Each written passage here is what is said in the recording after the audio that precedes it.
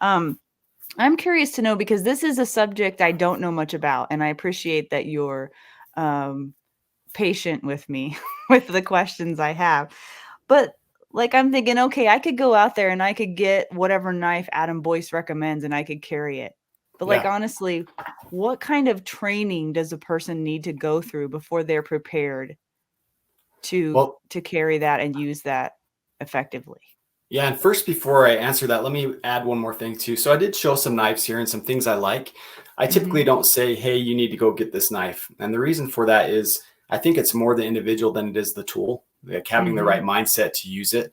But you do Right. need to understand how it's going to function.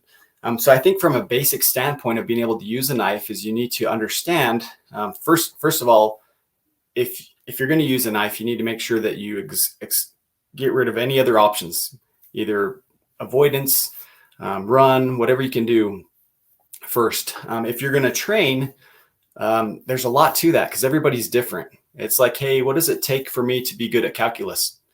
I don't know what it's going to take you for you to be good at calculus. We're all different. Yeah.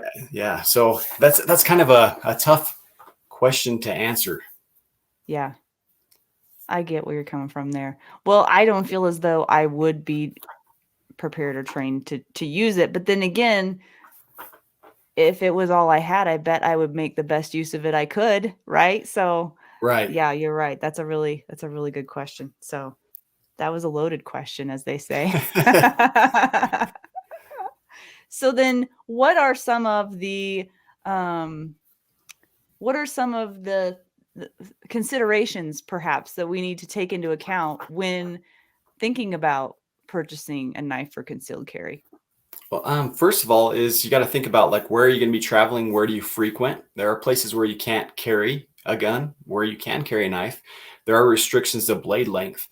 For example, I work in a federal building sometimes, and in that building, you can't have a blade that's over 2.5 inches long. So that is a huge factor for me as far as knife selection. Is I don't want to carry something that makes me a felon right off the get go. Mhm. So again, wherever you're going to travel, wherever you're going to frequent, you got to make sure that you understand those laws. One website I really like is called bladeup.com. And they've got a bunch of the laws as far as the different states of what is legal, what is not, because it is different between state, even between county. So you need to make sure you understand that. Mhm. But the main things I would look at is if you're going to select a knife for self-defense is you need to be able to cut and thrust effectively with it. You need to be able to manage impact shock. So what that means is whatever the handle is, if I'm going to thrust or to use it, I want to make sure that my fingers don't slide forward and I cut my fingers off. And then I need Mhm. to be able to hold onto the knife. Those are kind of the main three criteria that I look for when I'm selecting a knife. Another factor that I like to consider is there a training knife for that? So like, for example, one of the knives that I like, again, this is Spyderco. You'll notice the blade geometry is a Wharncliffe. That's a Yojimbo. But there's also a purpose-built trainer for this so you can practice opening and deploying it. Because again, if you can't get the knife out when you need it, it really doesn't buy Mhm. you anything. It's almost the same idea of, hey, I've got my 1911 in my truck, but the thing is happening right here. So you need to be Right. able to make sure you can actually deploy it too.